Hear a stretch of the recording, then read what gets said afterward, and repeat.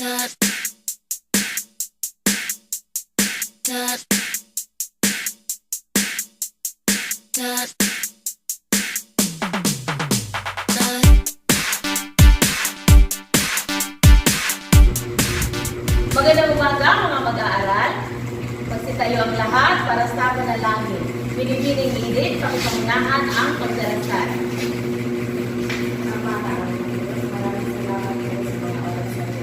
Nandito po kami ngayon sa ating silid upang mag-aral. Nawa po Ama, pagkalooban niyo po kami ng mga katalinuhan ng nagmumula sa iyo upang sa gayon Ama, sa buong panahon po ng aming mga pag-aaral ay matutuhan po namin ang aming mga talakayan.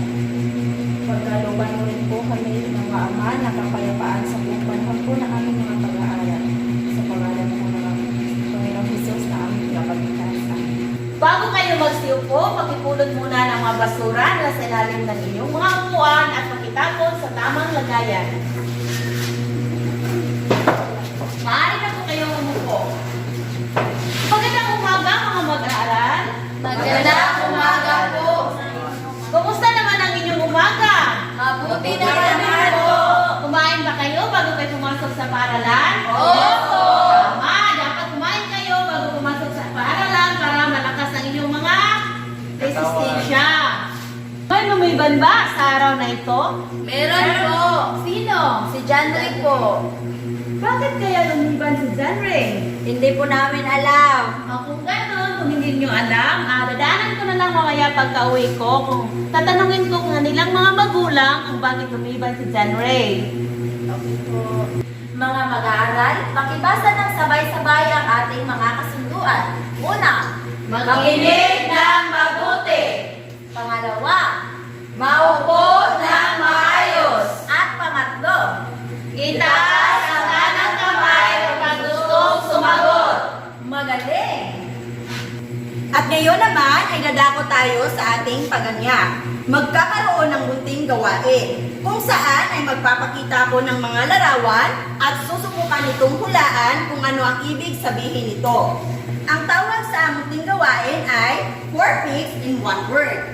Ang makakuha ng tamang sagot ay makakatanggap ng puntos. Unang larawan. Pancho? Ang unang larawan ko ay litrato ng mga bayani. Tama! Pangalawa, Burley. Ang mga litrato po ay mga pagkain matatamis. Tama, matatamis. Pangatlo, Annalisa. Ang pangatlong larawan ko ay mga kulay. Tama, kulay. At pang-apat, Edith. Ang pangapat naman po na larawan ay mga salamin. Tama. At ang panglima, Jessa. At ang panglimang larawan naman po ay mga alahas. Tama. Ngayon naman ay dadako tayo sa paglalahad, kung saan ay babasahin ninyo ang ating layunin. Pagkatapos ng aralin, ang mga mag-aaral ay inaasahang una, Malalaman ang iba't ibang uri ng anggulo at kuha ng kamera. pangalawa, Napakahalaga ng iba't ibang uri ng anggulo at kuha ng kamera.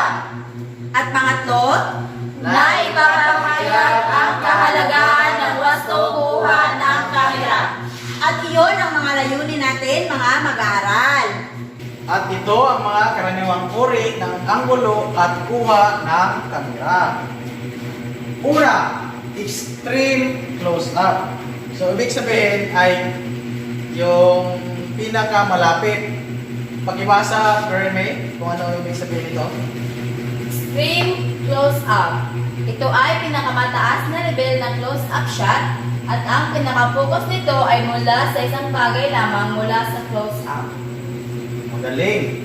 Ang ibig sabihin ng extreme close-up ay yung pinakamalapit siya na nakuha ng kamera at nakapokus lamang ito sa iisang bagay. Pangalawa naman ay ang close-up shot. Pakibasa, Jessa. Ang close-up shot, ang focus ay nasa isang particular na bagay na hindi binibigyan diin ang nasa paligid. Magaling, Jessa. Kaya, sino ang makapagbigay ng halimbawa nito? Beverly. Yung litrato po sa ID. Magaling, bigyan ng barangay claps si Beverly. Ang pangatlo naman ay ang medium shot. Ito ay kuha ng kamera mula tuhod paitaas o mula baywang paitaas. Karaniwang nagamit ito sa mga senaryong may dialogo o sa pagitan ng dalawang taong nag-uusap. Gayon din kapag may ipapakita ang isang maaksyong detalye. Katulad nito, sino ang makaalala kung anong movie ito? Edith? Ang movie niyan ay sa Titanic. Very good, Edith. So nakita ninyo na ang nasa litrato ay kinukunan lang siya na nasa baywang lang. So ganyan ang medium shot. Pang-apat ay ang funny shot. Ito isang mabilis na pagkuha ng anggulo ng isang kamera upang masundan ang detalyeng kinukunan. So ang ibig sabihin ng funny shot ay yung halimbawa yung nakamotor tapos gusto mo siyang kunan ng kamera, dapat susundan mo sa kamera. Naman, low angle shot. Ang low angle shot ay nasa bahaging ibaba ang camera kaya ang angulo ay nagmula sa ibaba tungo sa itaas. So halimbawa dito ay yung camera nanggagaling dito sa ibaba. Kagaya ng ilalagay natin yung camera dito paitaas sa ating sa mukha. Ganon. Nagkakaintindihan ba? Wow! Napaka-energetic naman ng aking mga mag-aaral. Ngayon, dumako tayo sa pang-anim. Ang pang-anim ay high angle shot. Ang high angle shot, ang camera ay nasa bahagi ni taas, kaya ang angulo ay focus ay nagmumula sa itaas na bahagi tungo sa ilalim. So, isang halimbawa dito ay yung kagaya ng nagsiselfie ka. So, yung camera nandito sa taas, pababa. Naiintindihan ba ng lahat? Oo! Magaling! Ngayon, lumako tayo sa pang-pito. Meron tayong tinatawag na long shot. Ang long shot, sa ibang termino ay tinatawag na scene setting na kinukunan mula sa malayong buong senaryo. Halimbawa dito ay kapag kumukuha tayo ng larawan galing dito, tapos yung kinukunan natin ganun kalayo. Tapos, kailangan habang kumukuha ka ng larawan, kahit nandito ka sa malayo, buo pa rin or klaro pa rin yung kinukunan mong bagay. Nagkakaintindihan ba? Oo! Para sa pang-walo, bird's eye view. Pakibasa nga ulit, Fairy May. Bird's eye view. Ito ay maaari ring magiging aerial shot na ang anggulo ay nagmumula sa pinakamataas na bahagi at ang tingin ay nasa ibabang bahagi. Ayun, bahay. Bahagi. Magaling, Fairy May. So, ang halimbawa dyan ay yung parang kuha ng drone or yung ginagamit natin lumilipad na may camera sa taas. Yun yung isang malaking halimbawa para sa bird's eye view. Nagkakaintindihan ba ang lahat? Opo! Magaling. Ngayon, bigyan natin ng barangay clap ang ating mga sarili. Ngayon naman, idadako tayo sa paglalapad. Magkakaroon tayo ng pangkatang gawain. Ang klase ay atiin ko lamang sa 2 pangkat. Ang unang pangkat ay tutukuyin nila kung anong anggulo ang ipinapakita sa larawan. Ang pangalawang pangkat naman ay kukuha ng mga larawan ayon sa anggulo na ibinigay ng guro.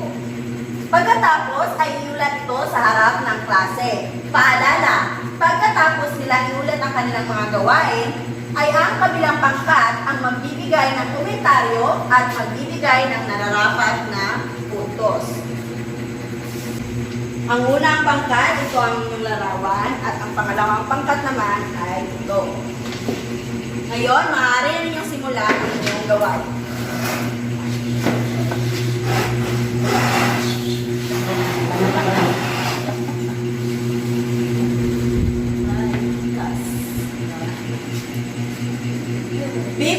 Bibigyan ko lamang kayo ng 15 minuto.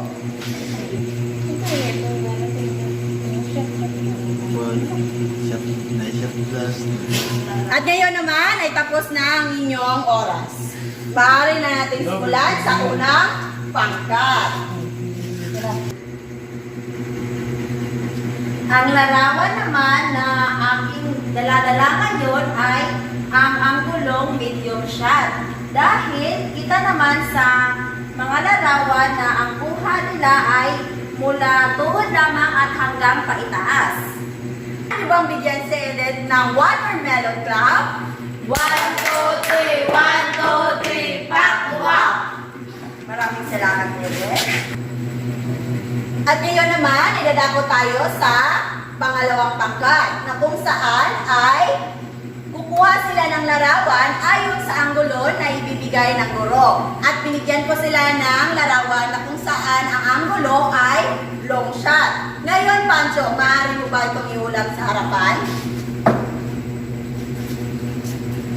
Ang binigay po ni ma'am sa amin ay ang long shot. Dahil kahit nasa malayo ang isang bagay, ay makukunan mo ng maayos. Tama! Maaari niyo bang bigyan si Pancho ng barangay club? Magaling na mag-aaral. Ngayon, maaari ka nang umupo, sir, Pancho. Ngayon naman, idadako tayo sa pagbibigay ng komentaryo sa kanilang mga iniulat. Unang pangkat, ano ang inyong komentaryo sa kanilang iniulat? Ang maibibigay ko sa kanila ng puntos ay 10. Bakit 10? Dahil ibibigay ito ng maayos sa kanilang pag-uulan. Maraming salamat, Ermina. Ngayon naman, pangalawang pangkat, ano ang inyong komentaryo sa unang pangkat? Po, nangyatay na po.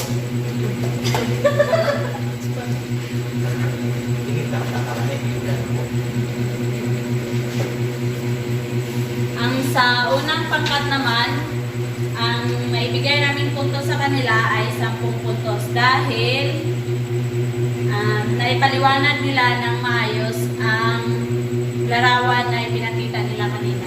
Tama, Jessa. Maraming salamat sa iyong komentaryo. Ngayon naman ay naipapakita ninyo ang inyong galing sa mga gawain. Bigyan ninyo ang inyong mga sarili ng isang masigabong palakpakan. Ngayon naman ay may mga katanungan lamang ako sa inyo. Una, ano-ano ang mga uri ng anggulo ng camera? Pancho? Ang mga iba't ibang uri ng anggulo ng pagkuha ng kamera ay ang extreme close-up shot, long shot, panning shot, bird's eye view, at saka medium shot. At marami pang iba. Pangalawa naman, bakit mahalaga ang pag-aralan ang wastong pagkuha ng kamera? Kay May? Mahalaga na pag-aralan ang wastong pagkuha ng kamera upang malaman po natin kung ano ang kaayusan sa pagkuha ng iba't ibang anggulo ng mga larawan sa pamagitan ng kamera. Tama, Kay May. Ngayon, ay dadako tayo sa pagtataya. Kumuha naman kayo ng papel at isulat ang titik ng tamang sagot. Bibigyan ko kayo ng 10 minuto para gawin ito. Ngayon, ay tapos na ang inyong oras. Maaari na ninyong ipasa ang inyong mga papel. Yan ang gawin.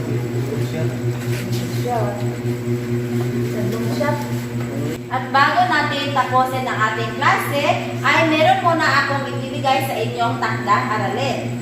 Pakibasa muna ng sabay-sabay ang panuto. Gamit ang inyong kamera ay subukang kumuha ng mga larawan na nasa iba't ibang anggulo. Ibahagi ito sa klase kinabukasan. At ngayon, tapos na ang ating klase. Magsitayo kayong lahat para sa ating pangwakas na panalangin. Beverly, pangunahan ng ating pangwakas na panalangin. Iyoko ang ating mga ulo at itikip ang ating mga mata. Sa ngalan ng Ama, ng Anak, ng Espiritu Santo. Panginoon, salamat po sa bagong aral namin natutunan ngayon. Nawa ay hindi namin iyon makakalimutan at gabayan niyo po kami sa aming pag-uwi. Ilayo niyo po kami sa kahit anong mga pahamakan. Sa ngalan ng Ama, ng Anak,